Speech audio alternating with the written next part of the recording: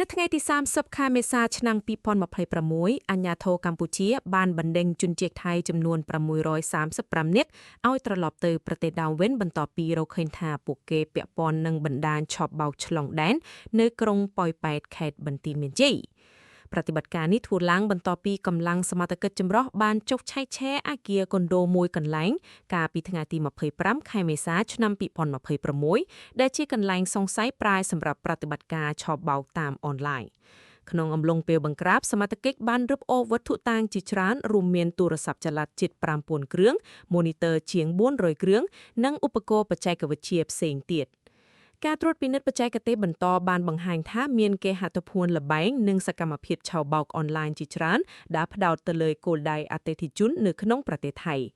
លោកឧត្តមសេនីយ៍ឯកសមវណ្ណវីរៈអគ្គស្នងការរងនគរបាលជាតិកម្ពុជាបានបញ្ជាក់ថាការបណ្ដេញជនជាតិថៃទាំងនេះត្រូវបានអនុវត្តដោយមានការសហការជិតស្និទ្ធរវាងអាជ្ញាធរកម្ពុជានិងថៃ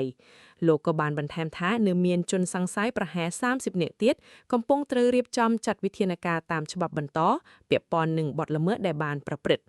សកម្មភាពបង្ក្រាបនេះកើតឡើងបន្ទាប់ពីមានហេតុការណ៍មួយតានតឹងកាលពីថ្ងៃទី29ខែមេសានៅក្រុងប៉ោយប៉ែតដែលមានសេចក្តីរាយការណ៍អំពីការផ្ទុះអាវុធអស់រយៈពេលជាច្រើនម៉ោងបន្ទាប់ពីអាជ្ញាធរចុះបង្ក្រាបទីតាំងល្បែងអនឡាញដ៏ធំមួយដែលមានផ្ទៃដីប្រមាណ20ហិកតានៅក្បែរតំបន់សេដ្ឋកិច្ចពិសេស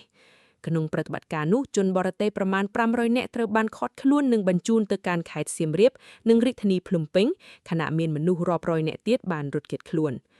អាជ្ញាធរបន្តអះអាងថានឹងពង្រឹងវិធានការបង្ក្រាបបណ្ដាញឆបោកឆ្លងដែននិងសកម្មភាពខុសច្បាប់ផ្សេងទៀតដើម្បីរក្សាសន្តិសុខនិងសណ្ដាប់ធ្នាប់សង្គម